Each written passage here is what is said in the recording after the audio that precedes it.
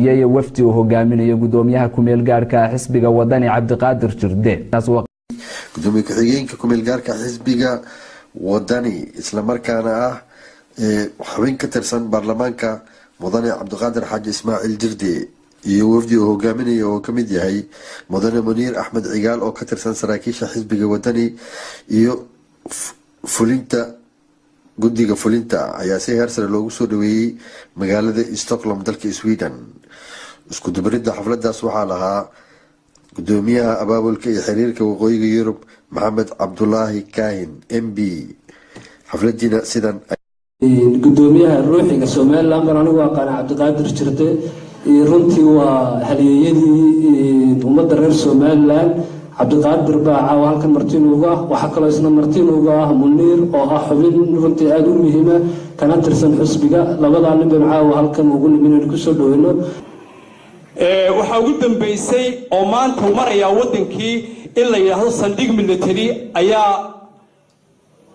leedin keenaya oo aynu ognahay shilimaad yar yar oo jeebka dhowr qof ay ku shubteen inay siisanayaan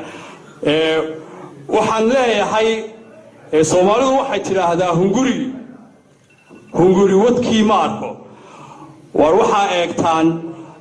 masiirka Soomaaliland ee ashlimada siisanaysa adiga iyo waftigaagaba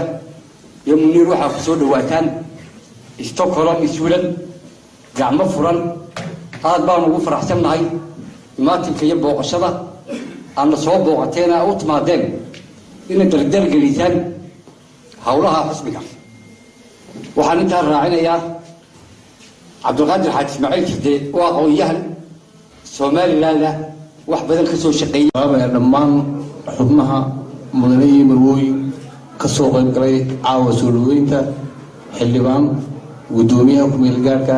Cabdiqaadir Jirde oo aan kala soo baxay weeyay gudoomiye Cabdiqaadir Xaaji Ismaaciil Jirde wuxuu yidhi lixalka ku joogtaan wadani laabta ka ogaada lugooyada ragwaan nacib yahay liidnimada diida labada korneyla isbiday layda ka cabsiya laamiyada hadday wada xidhaan lugaha deemaala hadday layd tirii gaba jaraan laambadaha qaata markay lacag idiin soo lulaan laabta kaga jiida oo libintu waa dhowdahay laanta sarfuul wasalaam calaykum waxaan ku kalsoonahay inuu wadani calanka u qaadi doono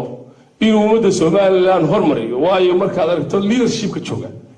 ummadda Soomaaliland waxa aad ugu sheegaya dad badan baan arkaa ilaa leadership ku soo kooba Erro iyo Faisal iyo runtii ninka waa Muuse Biixi leadership qof baa waa team leadership wala yaabin qofkaasi ugu soo horeeyo laakiin leadership waa team koox wax isku og oo meel wax wada haddaad wadani doorataan ma dooraysaan Cabdiraxmaan oo kaliya waxaad dooraysaan Cabdiraxmaan waxaad dooraysaan ambassador Maxamed Cali Ciise waxaad dooraysaan gudoomiye Cabdiqaadir Jirde waxaad dooraysaan Cali Xaaji Xasan Dr. Fadal Bado raggaas dooraysaan Cabdi Khaliif Axmed baa dooraysaan marka waa team leadership waxa sii jirta ummadda Soomaaliland ama dadkeenu waxay u baahan tahay leadership-ka aan sheegay ee dhisi lahaa waxa afka qalaad loo yaqaano human capital ummadda reer Soomaaliland waxay u baahan tahay in laga dhiso human capital-ka oo runtii dhalinyarada loo sameeyo inay neefsadaan oo shaqeeyaan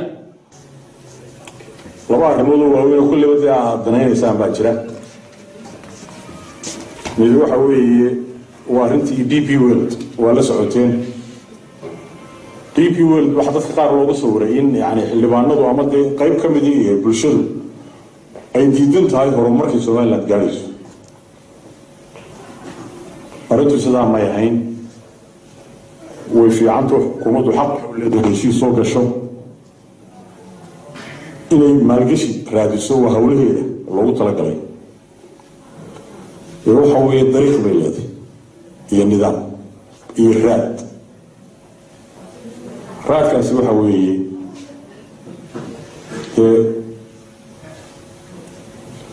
shirkad